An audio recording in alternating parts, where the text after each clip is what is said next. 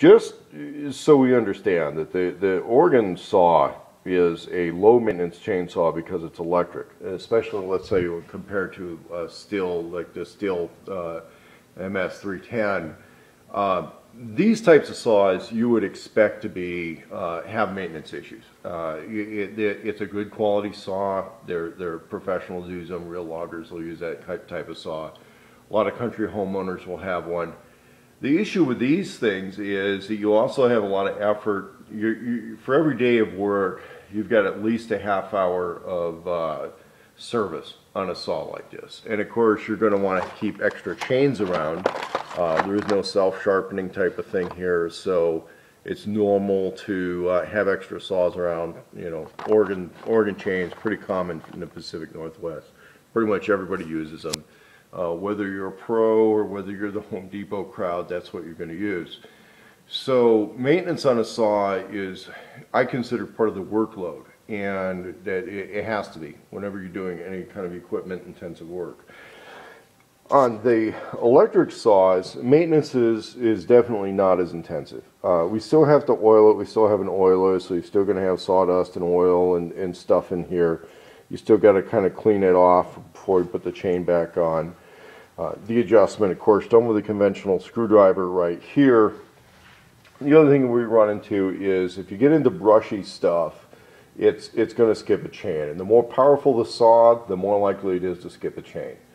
So in comparison to the Greenworks saws, it's a lower performance saw. It's also less likely to skip the chain when you're getting into some brushy stuff.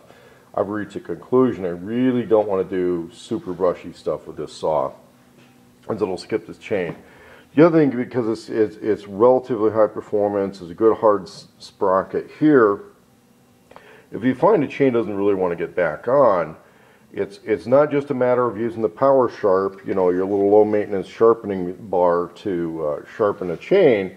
You've got to go into the links and check how they feed through your bar, because what happens is on a little part in here they can get beat up, mainly because once it's sprung, you got to get off the trigger. And unlike the other electric saws, this one's got some sort of a flywheel mechanism on the inside that'll keep it going a little bit. If you've gotten off the trigger and it's still spinning, it's going to want to keep going.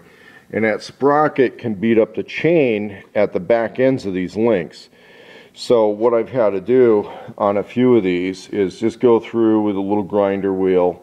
I'm using it on this little Ryobi RotoZip type tool. It's cordless. The battery's out charging right now.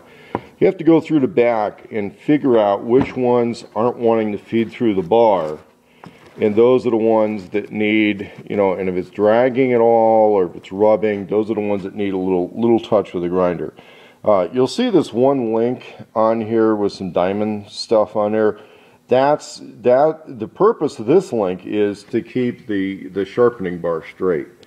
But one of the things I'm noticing with this particular chain is it's got so many cutting teeth on it, it really doesn't go dull that quickly either. So you got to realize part of the performance on this saw is the fact that it's got a pretty high performance chain on it.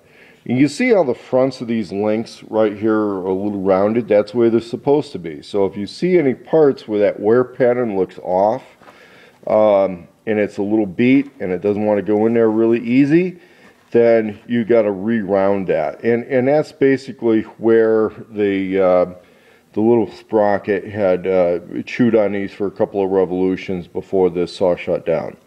And you want to get both sides when you do that, but it's not super high precision. Where if you grind links in a non-precision manner, then the saw starts wanting to cut sideways and stuff like that.